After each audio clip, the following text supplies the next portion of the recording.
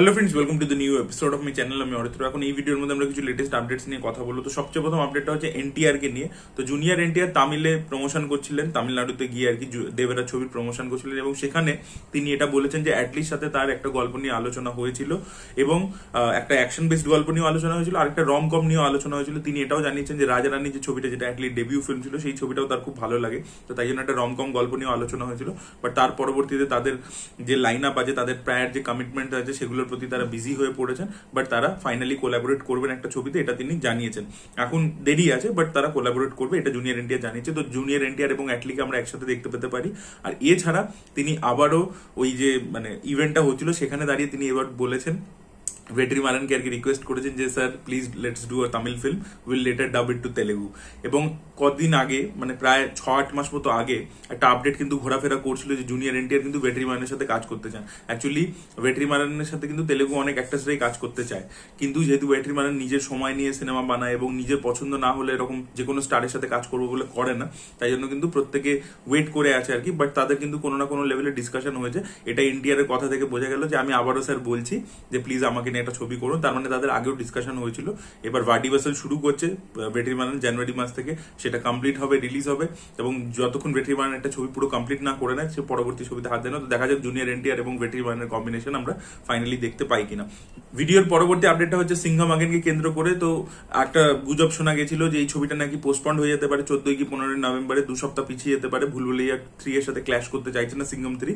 But এখন মেকার্সরা জানিয়ে দিয়েছে অফিসিয়ালি যে না, এই ছবিটা কিন্তু ওই দিনকেই রিলিজ করছে, 1 নভেম্বর ভুলভুলাইয়া 3 এর সাথে ক্ল্যাশ করবে, দ্য ক্ল্যাশ ইজ অন, এবং সেই দিনকেই রিলিজ করতে চলেছে ছবিটা। তো দেখা যাক ছবিটা কিরকম হয়। ছবিটার মধ্যে নাকি কিছু মাইথোলজিক্যাল রামায়ণের রেফারেন্সও ঢুকিয়েছে রয়েছে, তো দেখা যাক সেটাতে ছবিটা বেটার হয় নাকি খারাপ হয়। পরবর্তী আপডেটটা হচ্ছে কার্থি 29 কে কেন্দ্র করে। তো 1960s এ রামেশ্বরমে যে স্মাগলিং হতো ওয়াটার রুটে, সেই স্মাগলিং এর ব্যাকড্রপে এই গল্পটা হতে চলেছে, এবং কার্তিকে এখানে আমরা একটা রুথলেস গ্যাংস্টার প্লে করতে দেখতে পেতে চলেছি। তো কার্তিক ছবির কিন্তু টপিকস কিন্তু খুবই ইন্টারেস্টিং হয়। এই ছবিটা ডিরেক্ট করতে চলেছেন তামিল বলে একজন ডিরেক্টর, যার প্রথম ছবির টানাক কারণ সেটা ডিজনি প্লাস হটস্টারে রিলিজ করেছিল। সেটা খুবই ভালো ছবি ছিল, না দেখে থাকবেন অবশ্যই দেখতে পারেন। এর পরবর্তী আপডেটটা হচ্ছে কান্তারা 2 কে নিয়ে। তো কান্তারা 2 যেহেতু একটা পিরিয়ড গল্প হতে চলেছে, একটা পিরিয়ডিক ভিলেজ তৈরি করা হয়েছে, একটা সেট, এবং সেখানে ফুল সুইং এ শুটিং চলছে, এবং এই সেটটা নাকি ছবির একটা হাইলাইট হতে চলেছে। এই ভিলেজটাকে এমন ভাবেই তৈরি করা হয়েছে যে এটা কিন্তু একটা ছবির হাইলাইট হতে চলেছে। ভিডিওর পরবর্তী আপডেটটা হচ্ছে ইমরান খানকে নিয়ে। তো আপনাদেরকে একটা আপডেট দিয়েছিলাম যে ইমরান খান একটা ছবি করতে চলেছেন, যেটা নেটফ্লিক্সে ডাইরেক্ট রিলিজ করবে, এবং দানিশ আসলাম যিনি ব্রেক কে বাদ ছবিটা ডিরেক্ট করছিলেন, তিনি এই ছবিটা ডিরেক্ট করবেন, এবং আমির খান এই ছবিটা প্রডিউস করবে, এরকম আপডেট উঠে এসেছিল।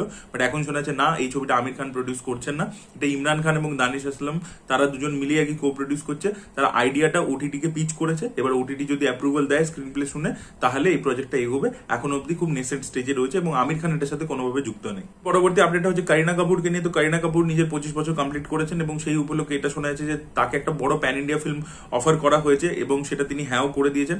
এবার যেটা লোকে আর কি প্রেডিক্ট করছে যে মাইট বি হয়তো স্পিরিটের জন্য হতে পারে, স্পিরিটে হয়তো প্রভাসের অপোজিটে আমরা তাকে দেখতে পেতে পারি, সন্দীপ রেড্ডি বাঙ্গা হয়তো তাকে অফার করেছেন, এরকম একটা শোনা যাচ্ছে। আর অন্যদিকে এটাও আর কি একটা টলিউড আর কি, তেলুগু ইন্ডাস্ট্রির যে মিডিয়ার তারা বলছে যে SSMB 29 মাইট বি হয়তো আমরা করিনা কাপুরকে দেখতে পেতে পারি। তো এই দুটো ছবির জন্য স্পেকুলেশন করা হচ্ছে।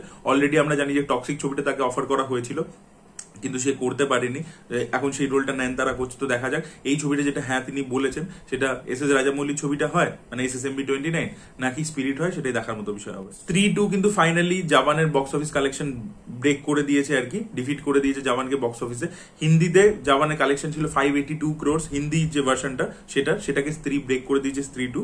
এবং এখনো জাবান এগিয়ে আছে ওভারঅলে, বিকজ তামিল তেলেগু ভার্সনে আরো বেশি কালেকশন করে 600+ crores করেছিল। সেখানে এখনো স্ত্রী সেখান থেকে পিছিয়ে আছে, বাট হিন্দি ভার্সনটা কিন্তু ব্রেক করে দিয়েছে। ভিডিওর পরবর্তী আপডেটটা হচ্ছে বাংলাদেশের একজন দারুণ অভিনেতা আফরান নিশোকে নিয়ে। তো তিনি তার পরবর্তী ছবি করতে চলেছেন, যেটা প্রডিউস করছে চোরকি এবং আলফা আই। তো সেই ছবির কাজ এই বছরের শেষ থেকে শুরু হয়ে যাবে, এবং পরের বছরের স্টার্টিং এ এই ছবিটা রিলিজ করে যাবে, এরকম শোনা যাচ্ছে। এটা মেকার্সরা বলে দিয়েছে। আর এই ছবিতে আমরা আফরান নিশোর অপোজিটে তিশাকে দেখতে পেতে চলেছি। তো দেখা যাক এই ছবিটা কিরকম হয়।